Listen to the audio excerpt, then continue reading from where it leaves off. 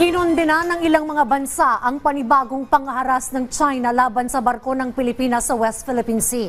Panawagan nila sa China, itigil na ang pagiging agresibo nito. Si Denise Osorio sa report.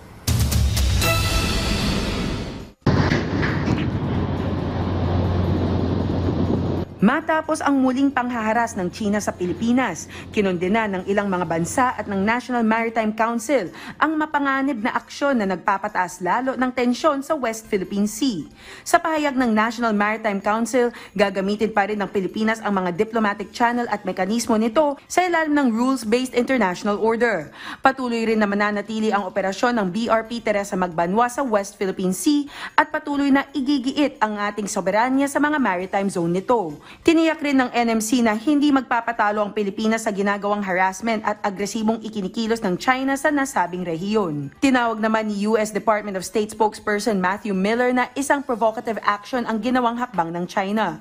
Dagdag pa niya, pinaninindigan nila ang alyansa nila sa Pilipinas sa harap ng hindi nararapat na pagsalakay ng China, habang pinapanawagan naman niya ang China na agaran ng itigil ang pagiging agresibo nito. Anila, patuloy na itataguyod ng Estados Unidos ang freedom of navigation at iginiit na mauudyok ang Mutual Defense Treaty sa pagitan ng US at Pilipinas kung mauulit ang kung anumang pag-atake sa Pilipinas. Kinundena rin ng bansang Taiwan ang tahasang paglabag ng China sa international law.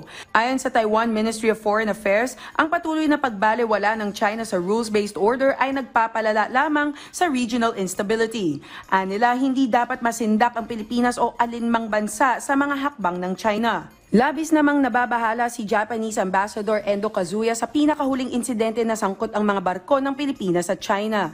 Aniya, mahalaga na magkaroon ng mapayapang dialogo sa pagresolba ng hidwaan alinsunod sa international law. Suportado rin ng bansang Australia ang Pilipinas kung saan sinabi nitong hindi katanggap-tanggap ang naging hakbang ng China na nakakaapekto sa kapayapaan at katatagan sa rehiyon. Habang patuloy na lumalala ang sitwasyon sa West Philippine Sea dahil sa di pagkakaunawaan sa pagitan ng Pilipinas at ng China, patuloy na nagiging isang hamon sa panrehiyong seguridad at international diplomacy ang pagkabahala sa rehiyon. Denise Osorio para sa Pambansang TV sa Bagong Pilipinas.